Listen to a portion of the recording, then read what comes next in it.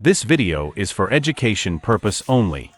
Hello guys, so कैसे आप लोग? आई होप काफ़ी अच्छे होंगे। सो आज की जो हमारी भर्ती आई है वो आई आपकी आधार कार्ड की तरफ से, जहां पे आप लोगों को जो है घर से काम करने को मिलेगा। इसी के साथ में बहुत सारे कैंडिडेट ऐसे जो कि permanent work from home job करना चाहते हैं, लेकिन उनके पास लैपटॉप वाईफाई वगैरह नहीं है। तो यहाँ पे आपको बिल्कुल भी टेंशन लेने की जरूरत नहीं है। जैसे यहाँ पे आपका सिलेक्शन होगा तो जो सरकार है वो आप लोगों को लैपटॉप वगैरह ये सारी की सारी जो चीज़ें आपको प्रोवाइड कराएगी। इसी के साथ में यहाँ पे जो है आप लोगों को अपने घर से ही परीक्षा देनी, यानी ऑनलाइन आप लोगों की परीक्षा रहेगी। और टोटल जो यहाँ पे आपकी वैकेंसी है वो 42,000 यानी 42,000 से ज़्यादा वैकेंसीज आप लोगों के लिए यहाँ पे आई है।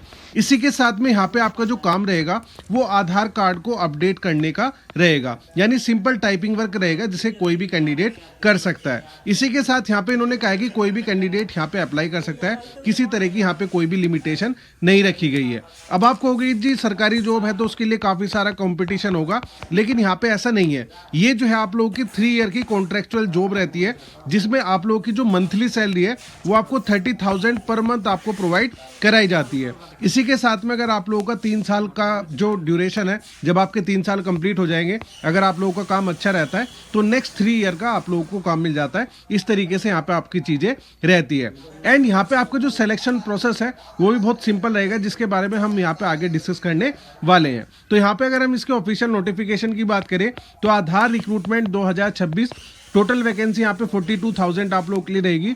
वर्क फ्रॉम होम जॉब ये आप लोगों के लिए रहने वाली है। और इसी के साथ में यहाँ पे आपकी जो सैलरी है वो आपको 30,000 पर मंथ आपको यहाँ पे प्रोवाइड कराई जाएगी। अब यहाँ पे बात आती है कि ऐसी कौन सी जॉब है जिस पर आप लोगों को अप्लाई करना है। तो आपकी जॉब का नाम है आधार ट्रेनिंग टेस्टिंग एंड सर्टिफिकेशन। ये आपकी जॉब का नाम रहने वाला है, जो कि UIDAI के अंडर में आती है, यानी unique identification authority of India, जो कि आपका आधार कार्ड वगैरह बनाता है। अब यहाँ पे आपका जो प्रोसीजर है वो कैसे रहेगा, तो सबसे इन्होंने कहा है कि ट्रेनिंग हम आप लोगों को प्रोवाइड कराएंगे। यानी किसी भी चीज़ में होता क्या है कि जैसे सबसे पहले आप लोग अप्लाई करते हो, उसके बाद आपका एग्जाम होता है, उसके बाद आपका सिलेक्शन होता है, तब जाके यहाँ जो है आपकी ट्रेनिंग स्टार्ट होती है। लेकिन यहाँ पे ऐसा बिल्कुल भी नहीं है। इन्होंने सबसे पहले कहा है कि जैसे ही आप लोग यहाँ पे अप्लाई करोगे, अप्लाई करने के बाद हम जो है आप लोगों को ट्रेनिंग प्रोवाइड कराएंगे। अब किस चीज़ की ट्रेनिंग प्रोवाइड कराएंगे, तो यहाँ पे जैसे कि आप लोगों का जो है काम रहेगा, मैं जैसे बताया कि आपको आधार अपडेट करना है। तो आधार अपडेट होता कैसे, उसका वेरिफिकेशन आप लोगों को करना है। जैसे सबसे पहले जैसे मैं ही हूँ, ठीक है, मुझे जो है अपनी डेट ऑफ बर्थ जो है चेंज करानी है। तो डेट ऑफ बर्थ चेंज कराने के लिए मैं क्या करूँगा, जन सेवा केंद्र पे जाऊँगा और जो मेरी 10th की मार्कशीट है, मैं जो है 10th की मार्कशीट उसको दूंगा कि भाई मेरा जो है आधार कार्ड में डेट ऑफ बर्थ चेंज कर दो। तो वो उसको चेंज कर देगा, ठीक है। चेंज करने के बाद मतलब चेंज करना कैसे, वो उसका जो फॉर्म है उसको फिलअप करेगा और उसी के साथ जो मेरा 10th का मार्कशीट का डॉक्यूमेंट है उसको अटैच करेगा, ठीक है। अब ये दोनों चीज़ें अटैच कर दी, उसके बाद एज एन आधार ऑपरेटर जो है आप लोग उसके फॉर्म को देखोगे और उसकी 10th की मार्कशीट जो भी उसने अटैच किया है वो डॉक्यूमेंट देखोगे। अगर ये दोनों चीज़ें सही है आप लोग वेरीफाई करोगे और वेरीफाई करने के बाद आप लोग अप्रूव दोगे। अगर आप लोगों ने अप्रूव कर दिया तो उसकी जो डेट ऑफ बर्थ है वो उसकी चेंज हो जाएगी। इस तरह का आप लोगों को यहाँ पे काम रहेगा, यानी फाइनल अपडेट जो है वो आपके द्वारा किया जाएगा। तो ऑनलाइन जो है आप लोगों को घर बैठ के ये काम करना होगा। तो थोड़ा सा यहाँ पे आपकी जो डिटेल है उसके बारे में यहाँ पे समझते हैं। तो सबसे पहले यहाँ पे इन्होंने लिखा हुआ है आपकी जॉब का नाम, जो कि आधार ट्रेनिंग टेस्टिंग एंड सर्टिफिकेशन रहेगा। ये आपका इंग्लिश में है, तो थोड़ा सा अगर मैं यहाँ पे हिंदी में आपको समझाने की कोशिश करूँ तो यहाँ पे इन्होंने हिंदी में भी दिया हुआ है। तो यहाँ पे समझते हैं कि यहाँ पे इन्होंने क्या क्या चीज़ें मेंशन की हुई है। लिखा हुआ है UIDAI यानी unique identification authority of India, जो कि भारत में आधार कार्ड बनाने के लिए ऑथराइज्ड है, को भारत के सभी निवासियों को एक विशिष्ट आधार संख्या प्रदान करने का प्राधिकार प्राप्त है। निवासियों के डेटाबेस के सफलतापूर्वक निर्माण के इस तरह के विविध और सहयोगात्मक प्रयासों के लिए रजिस्ट्रार की पूरी परिव्यवस्था में आधार नामांकन और अपडेशन प्रक्रिया, जो कि आप लोगों को करना है, कि एक रूपता बहुत आवश्यक है। इस तरह की एक रूपता की उपलब्धि के लिए आवश्यक है कि आधार नामांकन या अपडेशन प्रक्रिया में शामिल नामांकन कर्मचारी को नामांकन कार्य को पूरा करने के लिए अच्छी तरीके से प्रशिक्षित किया जाए। यानी सबसे यहाँ पे इम्पोर्टेंट पार्ट यहाँ पे आपका रहेगा कि हम जो है सबसे पहले आप लोगों को ट्रेनिंग देंगे। ट्रेनिंग में हम आप लोगों को सिखाएंगे कैसे आधार अपडेट होता है, क्या क्या चीज़ें रहती है, क्या क्या चीज़ें सब चीज़ रहती है। तो सबसे पहले हम आप लोगों को एक्सपर्ट बनाएंगे, ठीक है, एक्सपर्ट बनाए, क्योंकि यहाँ पे जो है आधार कार्ड जो एक नेशनल सिक्योरिटी के अंडर में आता है, ठीक है। तो इसके साथ हम कुछ मतलब रिस्क नहीं उठा सकते। तो इस वजह से हम आप सभी लोगों को जो है ट्रेनिंग प्रोवाइड कराएंगे, जो भी कैंडिडेट यहाँ पे अप्लाई करेगा। उसके बाद यहाँ पे जो है आपका टेस्ट होगा। अब यहाँ पे ट्रेनिंग आप लोग ऑनलाइन ले सकते हैं, जो भी ये पढ़ाते हैं उसको कर सकते हैं। अदरवाइज यहाँ पे इन्होंने जो है बुक्स भी दी गई है, ठीक है।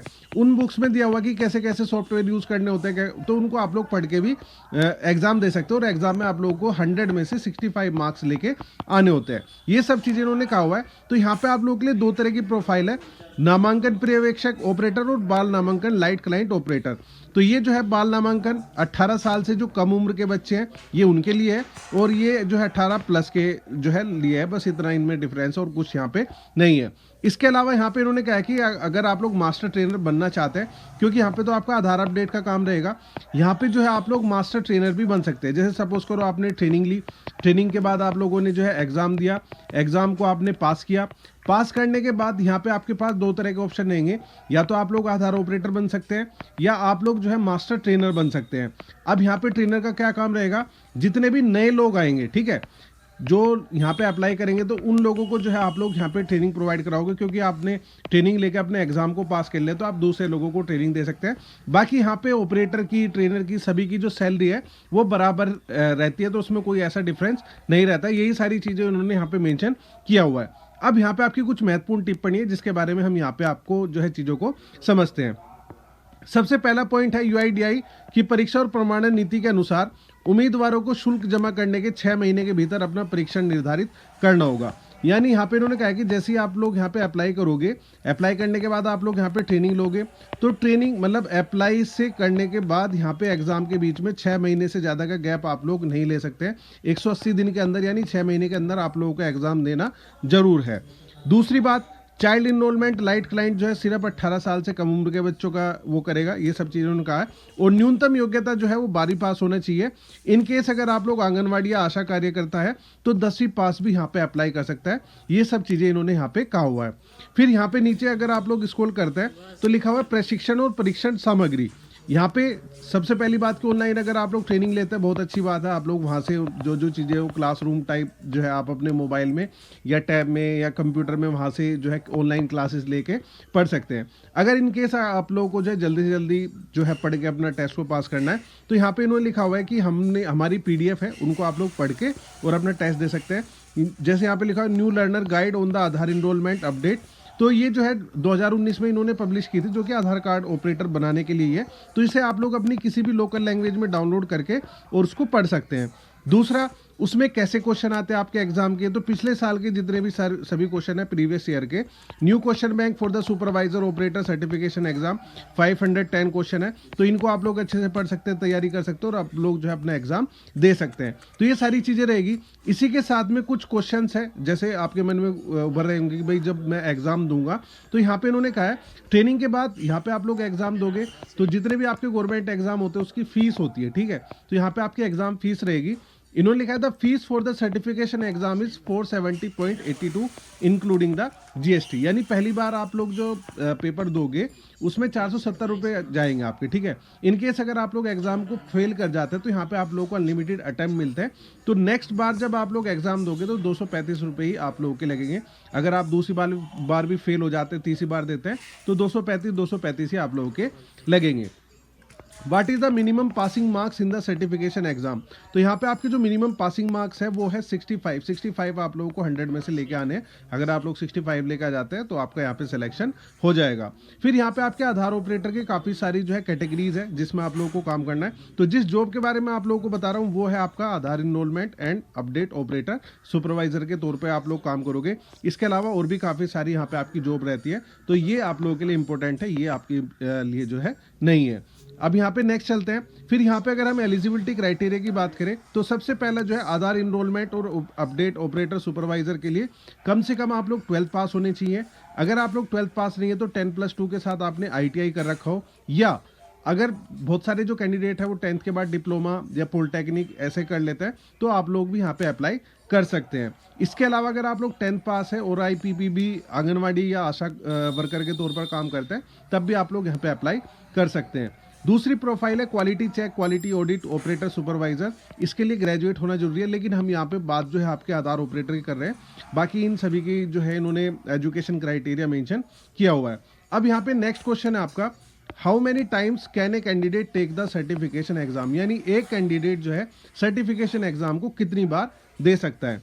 A candidate can take unlimited number of attempts before he she passes the certification exam with a gap of 15 days between the subsequent attempt. जैसे सपोज करो आपने फर्स्ट अटेम्प्ट दिया, आप लोग यहाँ पे फेल हो गए, तो इन्होंने कहा कि 15 दिन के बाद आप लोग जो है दोबारा एग्जाम दे सकते हो और यहाँ पे आपको अनलिमिटेड अटेम्प्ट मिलते हैं। दूसरी बार दिया, फेल हो गए, फिर 15 दिन के गैप के बाद आप लोग जो है दोबारा से अटेम्प्ट दे सकते हैं। ये सब चीज़ इन्होंने कहा हुआ है। What is the duration of the certification exam? How many questions are asked in the certification exam? The duration of the certification exam is 120 minute, यानी 2 घंटे का आप लोगों का एग्जाम रहेगा। 100 क्वेश्चन आप लोगों के लिए आएंगे। Text based multiple choice question आपके रहेंगे are asked in the certification exam. फिर इसके अलावा यहाँ पे इन्होंने कहा है इस training mandatory for the candidate willing to work as a Aadhaar operator. तो यानी ट्रेनिंग मैंडेटरी है, तो यहाँ पे yes as per UIDAI training testing and certification policy training is mandatory for the candidate willing to work as Aadhaar operator. तो यहाँ पे training का मतलब यही है कि अगर आप लोगों को ऑनलाइन ट्रेनिंग लेनी है, जैसे आप लोग अप्लाई करोगे तो आपका जो ट्रेनिंग शेड्यूल आप लोगों को मिल जाएगा, आप लोग ट्रेनिंग ले सकते हैं। अदरवाइज यहाँ पे जो है आप लोग बुक जो क्वेश्चन बैंक वगैरह इन्होंने दिए हुए हैं उसको पढ़ के भी आप लोग जो है अपने टेस्ट को दे सकते हैं। जब आप लोग टेस्ट को पास करोगे देन तभी आप लोग जो है अपना यहाँ पे सिलेक्शन ले सकते हैं।